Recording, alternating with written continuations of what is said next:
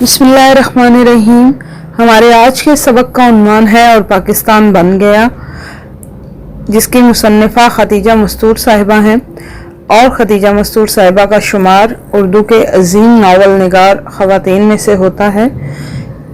ये सबक उनके शोहरे आफाक नावल आंगन से माखूज है और उर्दू मजमूआ नज़्म व नसर बराए जमात 12वीं से लिया गया है। नावल की कहानी का जायजा लेने से पहले नावल की तारीफ देखते हैं।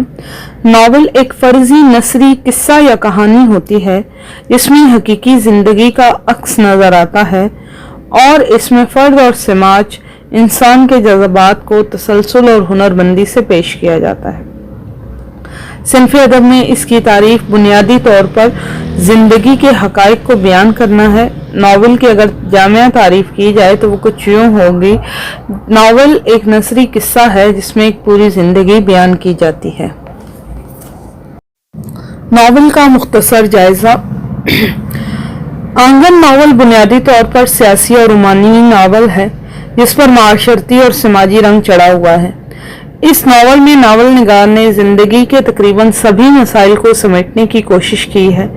ये नावल हिंदुस्तान की निजी और घरेलू जिंदगी से लेकर दौर गुलामी के लोगों की कौमी हैसियत का भी अहाता करता है। नावल में घरेलू आंगनों के साथ साथ पूरे हिंदुस्तान को भी एक आंगन करार दिया गया है। नावल में अंग्रेजी तहजीब व तमद्दन और अंग्रेजों की मुखालफत ही से तहरीक आज़ादी का आगाज होता दिखाई देता है। डैम फूल कहने पर मजर चच्चा अंग्रेज ऑफिसर के सर पर ऐसा वार करते हैं कि उसका सर ही फोड़ डालते हैं। नावल निगार ने यहाँ उस मकाम की अक्कासी कर दी है जहाँ गुलामी की जंजीरें हिंदुस्तानी गुलामों के लिए नाकाबिले बर्दाश्त हो चुकी थी। यूं लगता था कि अब वो इन जंजीरों को पाश पाश कर देना चाहते हैं। मजर चच्चा का किरदार राह आज़ादी के ऐसे ही जांबाजों की जिंदा और जावेद कुर्बानियों की लाजवाब मिसाल है जो तौके गुलामी उतार देने के लिए अपना तन मन धन कुर्बान कर देने पर तुले हुए हैं। उनकी सारी जिंदगियां जेलों में कट गईं। आज़ादी की खातिर मजर चच्चा की तरह बेशुमार लोगों के घर उजड़े। आंगन ने उन तमाम तल्ख हकाइक की भरपूर अंदाज में अक्कासी की है। आलिया नावल की हीरोइन है और सारी कहानी आलिया के किरदार के गिर्द ही घूमती नजर आती है। मुसन्निफा ने बड़े खूबसूरत अंदाज में इस किरदार को तराशा है। ये खूबसूरत तालीम याफ्ता लड़की है, बेसहारा होने के बाद अपने बड़े चच्चा के घर आ जाती है और आखिर में पाकिस्तान आकर एक कामयाब औरत बनती है। नावल का जो हिस्सा उर्दू मजमूआ नसर में लिया गया है वो इसी जगह को बयान कर रहा है। इस किरदार की मुकम्मल नफ्सियाती कैफियत को मुसन्निफा ने वाज़ेह तौर पर बयान किया है। आलिया दरअसल इस हिस्से में ज़हनी कशमकश का शिकार नजर आती है। तहमीना बाजी की खुदकुशी के वाक़े के बाद एक तरह से उसे मर्दों से नफरत हो जाती है और मर्दों से दूर रहती है, लेकिन जब बड़े चच्चा के घर आने के बाद जमील भैया उसकी तरफ मोहब्बत का हाथ बढ़ाते हैं तो उसे ठुकरा देती है। लेकिन दूसरी तरफ औरत होने की वजह से इस ख्वाहिश का भी पनपना बिल्कुल फितरी है कि उसे चाहा जाए। एक मर्द की मोहब्बत को ठुकराने के बाद वो उसे मुकम्मल तौर पर नजरअंदाज भी नहीं कर सकती। बड़े चच्चा जिनके पास वो मौजूद है वो कारोबार की आमदन औलाद पर खर्च करने के बजाय तहरीक आज़ादी के मुजाहिदों पर खर्च करते हैं, जिसकी वजह से उनके ख़ानदान की माशी हालत भी बिगड़ती चली जा रही है। घर में शकील जैसे मासूम बच्चों के पढ़ने के लिए किताबें न थीं, इसीलिए बड़े चच्चा जब आज़ादी के लिए सब कुछ निछावर कर रहे थे तो उनके घर में माँ जैसी करीबी हस्ती की मौत वाक़या हो जाती है। मगर ये लोग माँ की मौत का सोग मनाने की बजाय आज़ादी हासिल करने की जदोजहद में हमतन मसरूफ नजर आते हैं। आलिया की वालिदा का किरदार इंतहाई सख्त मिजाज औरत के तौर पर दिखाया गया है। इस नावल में भी जब उनके पाकिस्तान जाने का फैसला हो जाता है, जमील भैया, बड़े चच्चा और बड़ी चच्ची करीमन बुआ भी उनको वहां जाने से रोकती हैं, लेकिन आलिया की वालिदा इंतहाई बदतमीजी पर उतर आती हैं और फौरन इस चीज़ का फैसला कर लेती हैं कि वो पाकिस्तान जाएंगी और अपने भाई के साथ ही क़याम पज़ीर होंगी। दूसरी तरफ आलिया चच्चा का दिल नहीं तोड़ना चाहती, लेकिन वहां पर रहने पर भी अपने आप को आमादा नहीं कर सकती, वो कश्मकश और कंफ्यूजन का शिकार नजर आती है। अगर इस नावल का मजीद बारीकबानी से जायजा लिया जाए तो मुस्लिम लीग और कांग्रेस की आवेदश और कश्मकश का भी जिक्र किया गया है। इस घराने के अंदर भी कई फिरके हमें नजर आते हैं। बड़े चचा मुसलमान होते हुए भी कांग्रेसी हैं और अपने घर वालों खसूसन छम्मी से काफिर चचा का खिताब पाते हैं। यानी ये एक मुसलमान घराना दो हिस्सों में तकसीम हो चुका है। जमील भैया मुकम्मल तौर पर मुस्लिम लीग का तहफ़्फ़ुज़ करते हुए और उन्हीं के ख्यालात का प्रचार करते हुए नजर आते हैं। जमील की लाहौर आमद और करारदाद पाकिस्तान में शिरकत भी इसी हकीकत की अक्कासी करती है कि एक ही ख़ानदान के करीबी रिश्ते मुख्तलिफ सियासी नज़रियात और तसव्वुरात रखते हैं कि कोई पाकिस्तान बना रहा है और कोई बड़े चचा की सूरत उसकी मुखालफत कर रहा है। आखिर तहरीक आज़ादी अपनी मंजिल मकसूद तक पहुंचती है। हर तरफ खून ही खून है। हिंदू मुसलमान दुश्मनी में यहाँ तक बढ़ चुके हैं कि सारी उम्र काफिर चचा और हिंदू मिजाज के ताने बर्दाश्त करने वाले बड़े चचा को कत्ल कर दिया जाता है, जो कि एक कट्टर कांग्रेसी थे, लेकिन उनका गुनाह सिर्फ इतना था कि वो मुसलमान थे।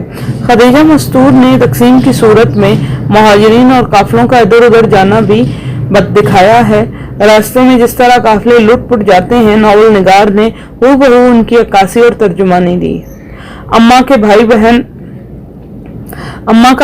भाई बहन के लिए पाकिस्तान में एक बंगले का बंदोबस्त कर देता है और कहीं से जाली रसीदें लाकर आलिया की मौजूदगी में समझाता है कि अगर कोई पूछे तो कहना कि फर्नीचर हमने खरीदा है। नावल निगार ने इस मकाम पर दबे अल्फाज में उस जालसाजी और धोखाधड़ी और चोर बाजारी की झलकी दिखाई दी है जो पाकिस्तानियों का शुआर बनी हुई है। ये तल्ख हकीकत भी एक बहुत बड़ा अलमिया है और इस अलमिया का आगाज पाकिस्तान के बनते ही हो गया था। मरकजी ख्याल।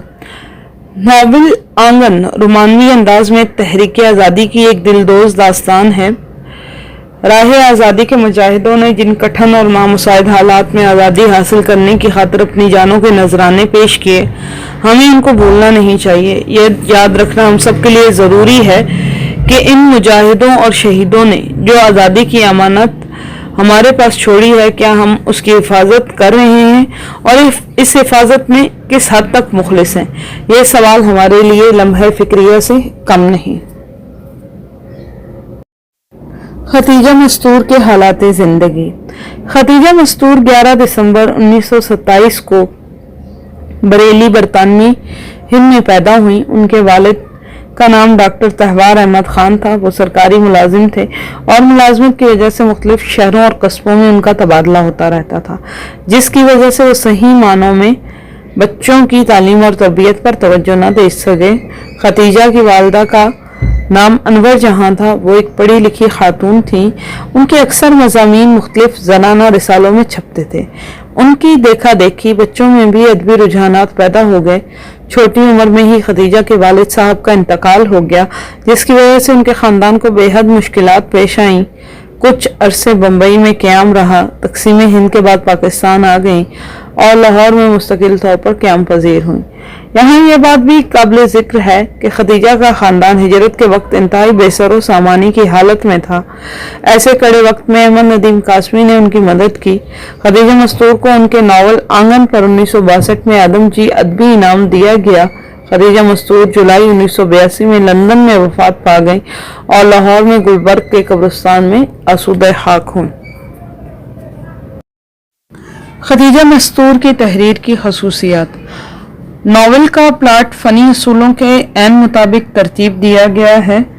ये चीज़ खदीजा मस्तूर के बाकी नावल्स और अफसानों के अंदर भी नज़र आती है कि वो फ़नी असूलों को मद्देनज़र रखते हुए ही नावल निगारी या अफसाना निगारी करती हैं। इस नावल में कुदरती मंजर कशी ना होने के बराबर है। पूरे नावल में शुरू से लेकर आखिर तक ऐसे मुश्किल अल्फाज बिल्कुल भी नज़र नहीं आते जो ज़हन पर बोझ का सबब बनते हैं। नावल की इबारत सादा और सलीस होने के बायस रवां दवां है।